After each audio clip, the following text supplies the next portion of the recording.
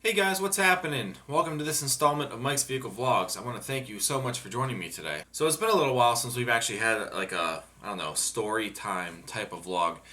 And with the weather, I mean, it's been wintry out here lately, and I just haven't had the time to really film any other, content and such. So, you know, I figured I'd take the opportunity to vlog from the office chair and tell you guys about a a Diag that I had in school on a car, and it was a really bizarre and somewhat stressful Diag, especially for me who I'm not a professional technician yet. It was something that I learned. I learned a lot from this particular situation. And I just thought I would share the situation with you guys. I was, just kind of thinking about it and thought, it might make for an interesting vlog to some people. The vlog might not be too long, but I just thought it would be something cool to share with you guys. Being that, I did end up finding a resolution to the issue. And, yeah, let me just start from the beginning. And for those of you who do not know, if you haven't been following the channel over the last few months and whatnot, I am currently enrolled in a school to get a degree in automotive technology. Basically, I want to be a mechanic. They call you a technician now because you are dealing more with electrical stuff also, not just mechanical stuff, Of course, it's kind of the same thing. You're going to be doing a lot of part changing and whatnot. You're going to be wrenching, using tools and stuff, but there's also a lot of electronics, obviously, in today's cars. You have all kinds of different modules.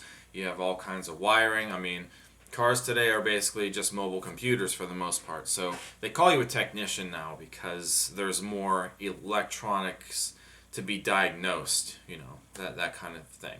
This started about over a month ago, We got a car in the shop, and it just so happened to be a 2008 Pontiac Grand Prix, nearly exactly the same as the Grand Prix that I had, for those of you who have followed my channel. I had an '08 Grand Prix. Mine was silver. This one was not silver, but everything else was identical. It was the exact same trim level, and it had the exact same options and whatnot. I mean, the car, you would have changed the paint color on the car. It was the exact same Grand Prix. So, being that I had a Grand Prix, I'm a little bit familiar with, situations and whatnot. My Grand Prix gave me weird issues, but overall, it really wasn't that bad of a car. But this car came in on the hook, meaning it was towed in because it won't run. What had happened was the car actually belongs to a staff member, and it was their son's car. And she was saying that he was driving it home from school one day. He went to go get food or something, and when he stopped, he got out, turned the car off, When he got back in, he turned the key over. Absolutely nothing. The lights would come on, the accessories were working, but the starter did not even attempt to crank over. So they had the car towed home to their house. Their father put he put a starter in it, thinking that maybe it was a starter issue. However, once the starter was changed, it was not. It was doing the exact same thing, not even attempting to run or start for that matter. Absolutely nothing. So that's when it came to the school. She had it brought to the school, and that's when we got our hands on it. Now, when the car first got into the shop, there were a few of us who kind of got thrown into the car, honestly, for me, I mean, I'm in a pretty big class. I would have rather started this whole thing by myself, because when there's a bunch of people going over and people are pulling things apart and doing this and that, it's a madhouse. You don't really know what's going on. Needless to say, people came and went on this car, and for over a month it became my car, basically. I was the only one who kind of got stuck with it, and I'm okay with that because once I really saw what was going on, and once I get into the thick of this whole situation, I really wanted to figure out why this car is doing what it's doing, or what it's not doing. You know what I mean?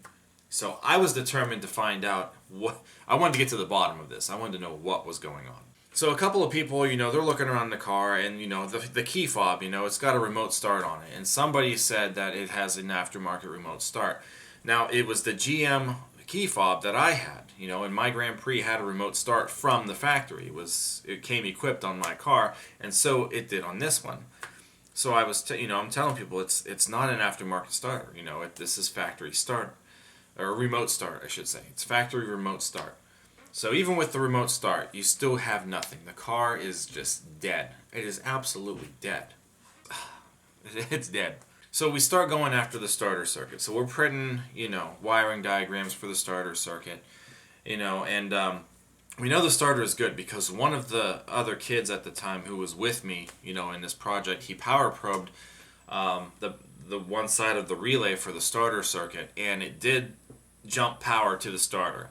So with the key in the on position, we're getting the starter to crank. It's not firing though, but we know that the starter is good, and the side of the starter from that one side of the relay to the starter is also good. We're obviously getting crankage, so there's really no need to test that portion of it. However, we need to find out basically from the ignition. I don't remember off the top of my head now, and I don't have the papers with me. But I think it was, the ignition switch sends a signal to the BCM. That's, for the security purposes. Like, the key has a security code in it. So, the BCM has to make sure that the key is in check. And then, it sends a signal. From there, everything goes to the PCM. The PCM, which is the powertrain control module, that is supposed to ground out, I believe, the rest of the circuit to enable the starter relay and send power to the starter solenoid. So that's where, we're not getting anything going on. We hooked a scan tool up to the, car, and the BCM was, reading the ignition switch. All of the positions on the ignition switch were good. So the switch itself was proving that, it's good. It works. It knows exactly when the starter, it's in the start position. It knows when that car should be cranking. So the ignition switch itself seems to be okay. The scan tool also was saying that the keys, the security code on the keys were valid, and there were 2 keys that we were testing. Both keys that they had, it did it with both of them. So the codes were good. So the keys, the security system seems to be, it knows the keys are good. So there's no faults there. So we're going straight for, the starter circuit. And we're looking for wires, And this is where it starts to get really tricky. So finally, I'm in the car for the first time, and I have the ignition in the on position, and I'm starting to notice, when the key is in the on position, the check engine light is not illuminated. Now, I do believe every car, when the key is in the on position without the engine running, you should have a check engine light, and that is there for a reason, in that position. It's basically letting you know that the computer of the car, the powertrain control module, or the PCM, is indeed online with the car. And I'm not seeing a check engine light, which tells me I don't think we have communication to the PCM. The PCM's not talking to the car. And, so that's my first, reaction when I'm, seeing the light's not on. So sure enough, I decide to check the powertrain control module with the scan tool, and sure enough, it is a no communication situation. Interesting. Why don't we have communication with the PCM? I mean, that explains a lot. However, while we started to look for the starting, problem, I started, and this is where it's going to get messy. And I have pictures, I was kind of, taking pictures, through some of the progress, and I'm not going to really do this all the time. I was actually just, for the most part, using my phone as a tool to take pictures of spaces that I can't see, and it turned out to be pretty beneficial, because I could show you guys what I ended up finding when I was looking for the starter wires. But what had happened was, I got a tear into one of the wiring harnesses that run across the motor. And obviously, if you've seen under the hood of a car, there's all kinds of wiring looms and stuff everywhere. So there's a wire, it was a yellow wire that I was trying to trace from the back of this fuse block. I had the fuse, the power relay center under the hood, had the back side of it unplugged, and I'm trying to trace this wire because, of according to this wiring diagram, this is a wire that runs from the PCM and it goes to that relay on the fuse block. That's pretty much what grounds out that relay and sends the power to the starter solenoid. That's kind of how that works, if I'm not mistaken. But I'm tracing this wire. I'm cutting open this loom, and I kind of notice when I get to one spot on this loom, the little they had like a fiber tape around it. Well, it just kind of snapped right off. And then when you actually looked, behind the loom, you can kind of tell on the valve cover, right on the corner of the valve cover, that this wiring loom was rubbing up against this valve cover. And I was then expecting, we're probably going to find a broken wire. Now let me backtrack just 1 second. We have our multimeter, or I have my multimeter, and I'm testing wires from, point A to point B and whatnot. And, this yellow wire in particular, if I start where the fuse block was, on the back side, where the wiring goes into that block on the back of the fuse block, if I have the one end of my probe on the end of that wire, and I go to where the BCM is plugged in, where that wire goes into the BCM harness, I've got no continuity, which basically means that this wire is dead. There is a broken spot in the wire, and full power, or any kind of power really, is not making it from point A to point B. So, that being said, that's why I had to start tearing these wires apart. Or the loom, I should say. And that's how I found out that, yes, it turns out this wire was almost completely rubbed through. I didn't even have to really see it, because as I'm, putting my fingers back there to kind of, finish unwrapping the stuff, I got poked. So the actual wire was pretty broken. And as it comes to, come to find out, there's two more wires that are also, they've also kind of bit the dust because of the friction of rubbing on this valve cover for so long. Kind of thinking maybe at this point this, could solve our problem. I offhand at this point right now do not remember what the other two wires did, but I know for a fact the one wire was indeed our starter wire. So now that I properly know how to, fix wire, I soldered, a new section of wire, to fix the brake, applied some heat shrink and whatnot. So these wires were tight. And of course I get back in the car and I still have no communication with the PCM. So, kind of figured in a way that was going to happen, but you're kind of hoping for the best. Still you can get it to crank or do something. But we got nothing. So at this point, I'm actually in my next quarter of classes, and I'm still working on this project. So my new instructor is, checking up to see, he's kind of, putting his knowledge in. He's a GM veteran. He's been in the shops for, I don't remember exactly, like 20-some, 30-some years maybe. But he knows, a lot about this, this car. And he wasn't there from the start, but he knows that I've been working on it this entire time. So, we are, now we just got to figure out why the PCM isn't working.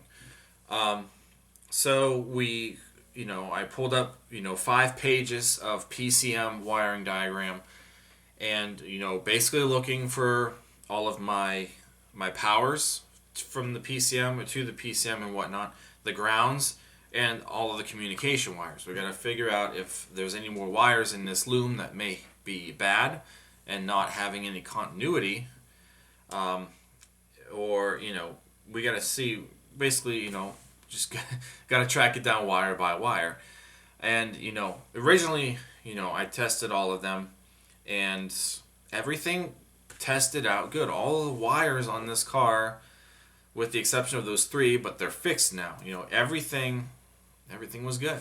And it really started to look like the PCM in this car bit the dust, which that is a repair that you never want to have to lay on somebody. That's a huge bill. The PCM is a lot of money. Plus, you have to have it reflashed basically to the car. If you're buying one from like a junkyard or something like that, it has to be reprogrammed to the VIN number and whatnot, or else it's still not going to work. And other than that, it's kind of hard because, you know, if you want to test a PCM, like if you wanted to have another PCM there to plug in and test, you can't just do that, you know. So it kind of sucks when you have to make the call on a PCM. So I mean, we went through everything, and it's really looking like right now this PCM is dead. And you know, I'm trying to think of a reason why. It's like, well, if that particular starter wire was rubbed through, you know, and it just so happens when this kid got in the car and he went to crank that starter over, maybe it arced, you know, it shorted, it arced, and maybe it spiked the PCM and just burned it up. You know, I don't know, that's what I was thinking. That could have been a possibility. So this is kind of where things get a little bit interesting. We waited a few days. I had other projects that I had to do to keep current on class, you know. And finally, we were able to obtain a used PCM from another Grand Prix. And this junkyard that we ended up getting it from, you know, they actually had, you know, told us that if it's not going to be the problem, you know, we can bring it back. So we weren't stuck with a PCM that we didn't need.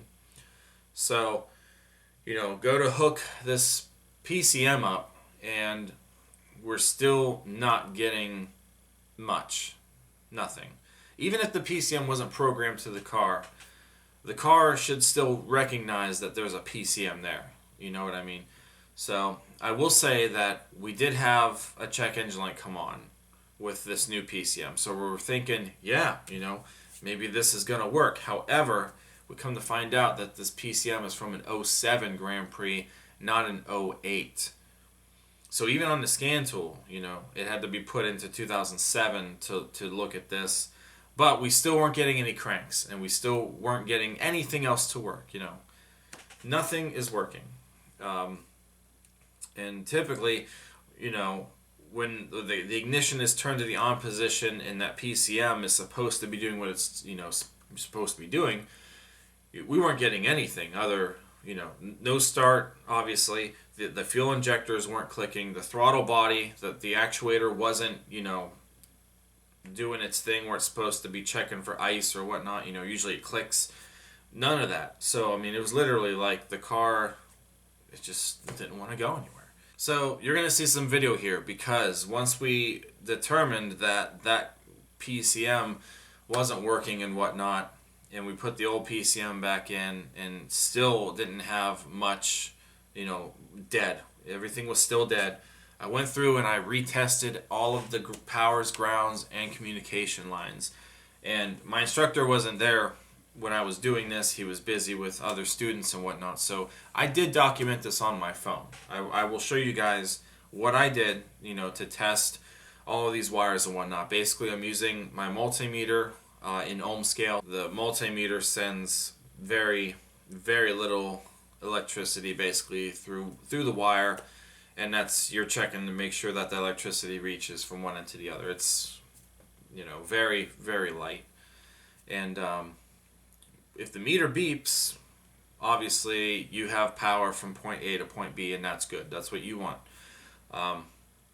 So yeah, I just had a bunch of wires hooked up to my multimeter, and I'm, you know, reading wire diagrams, reading pin outs to figure out exactly which pin for which wire is going where, and that's what you're gonna see basically. So I'm testing all of the powers and grounds, and I'm telling you guys on the video which ones are for which, and I'll just show you guys how I determined that all of our wiring was good. So yeah, I don't, like I said, the only reason why I really recorded this was just in case, you know, if I go back to my instructor and I tell him everything was good, I wanted to show him what I did because he was busy. I didn't have to do that, but I do have the videos. Might as well just use them to show you guys.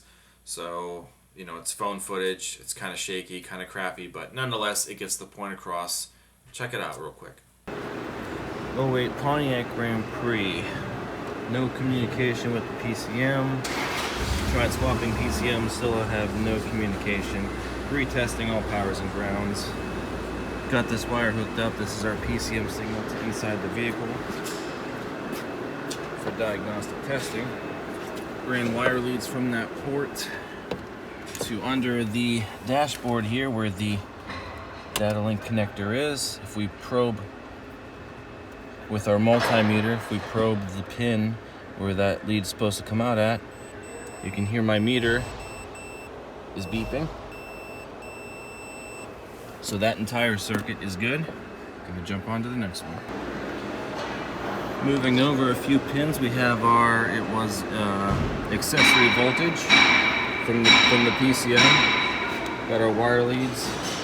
That specific wire routes to this brown wire here. My meter is beeping. That circuit is good. Next one is ignition voltage. So we got the 1/2 hooked up to our terminal from the PCM harness. On here, it's one of these pink wires. It's actually this piece here with 2. We're gonna flip it over. I think it was this one here. Meter is beeping. That circuit is good. Next up is battery positive from there to here. It's an orange wire. It is also in the same block. Gotta flip it back over.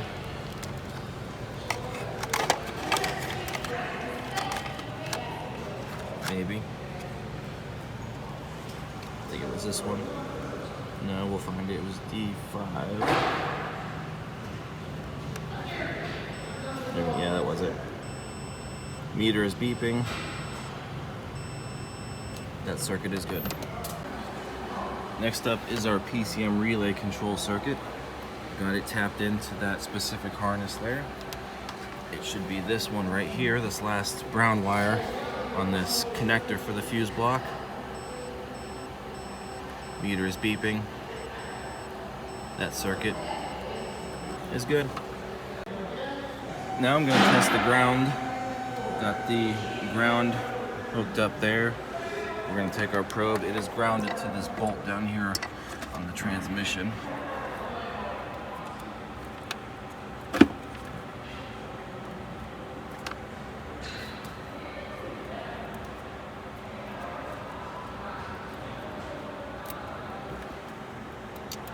We've got nothing now. Oh, there it is. Okay. It's just hard to get to. Ground is good.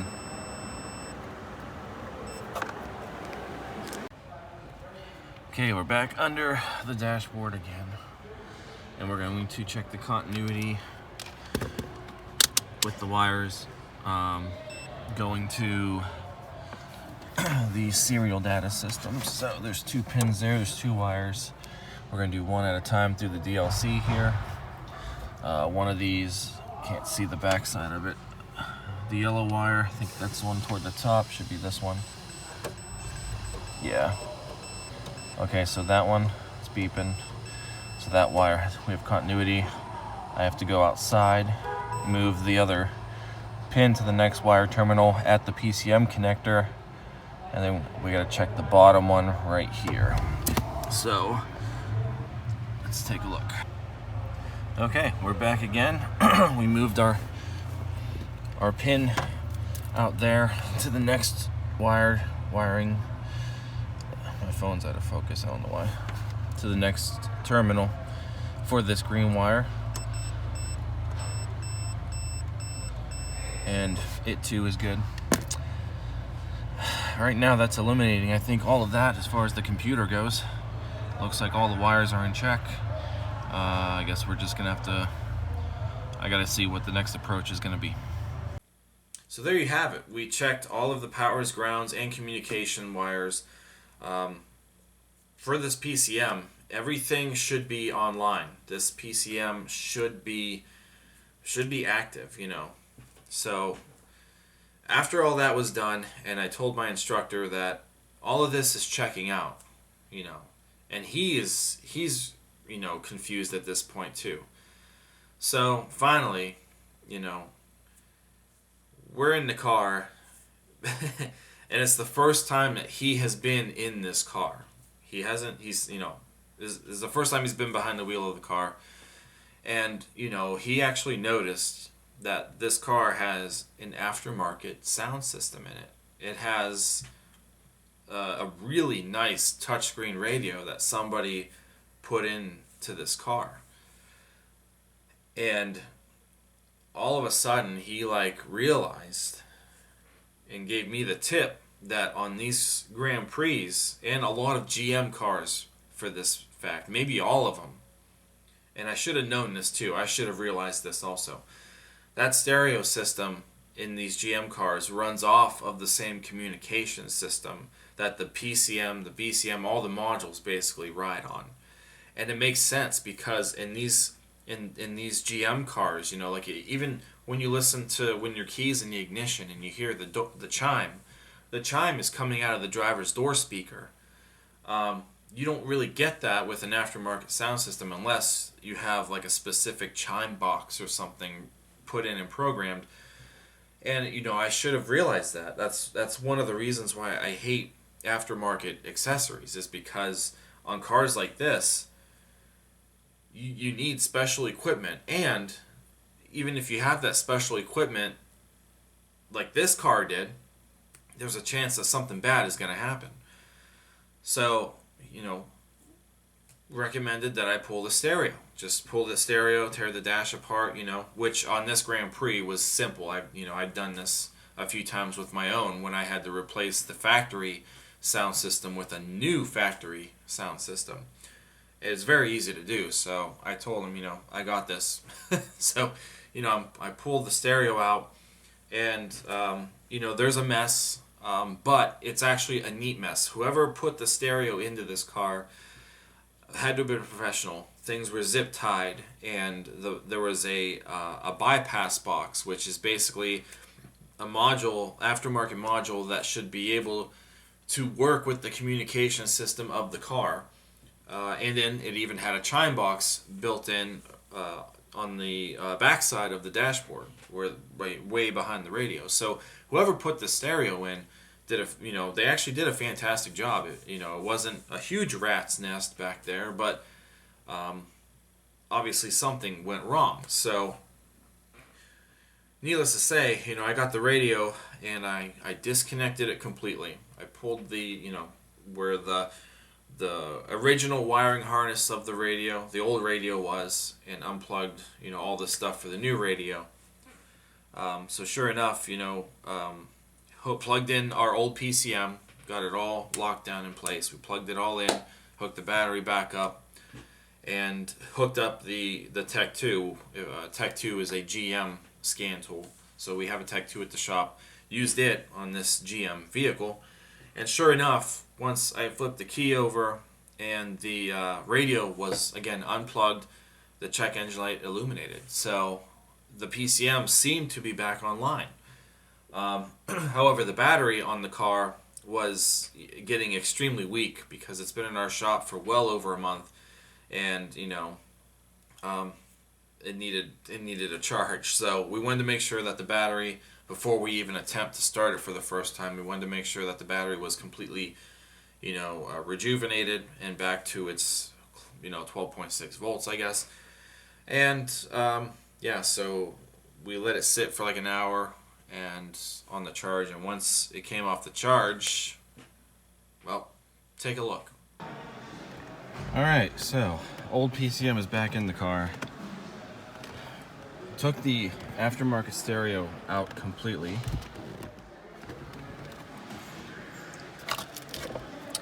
And just like that,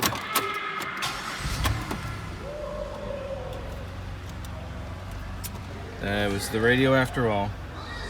So ain't that something? This car was in the shop for over a month, and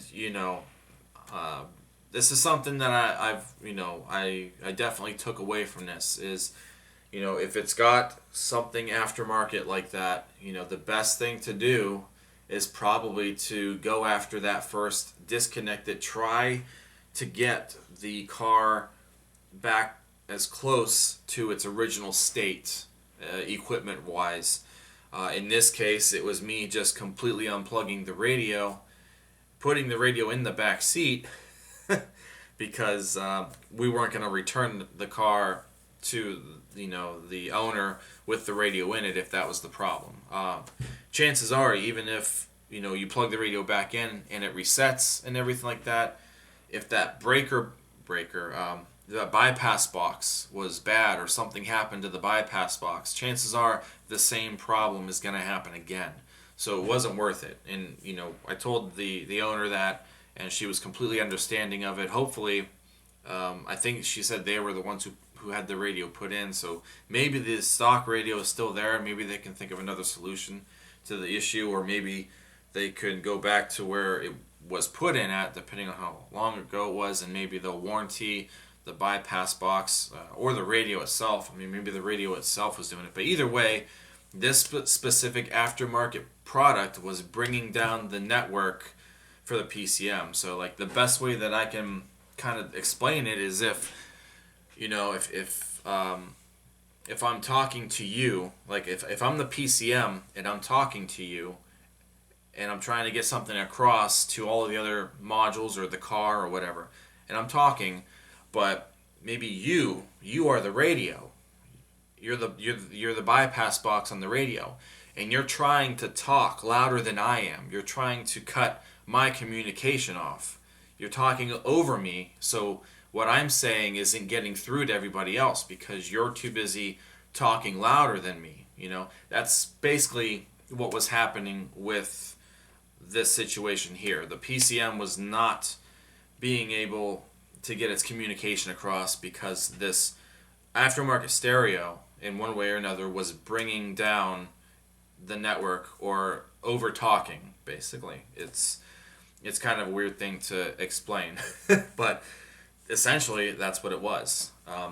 So for everybody who has told me over the years on this channel, I have a lot of stereo videos that I've done with my personal cars. Just recently, the Aztec. I'm chasing down 6-disc CD changers, factory stereos.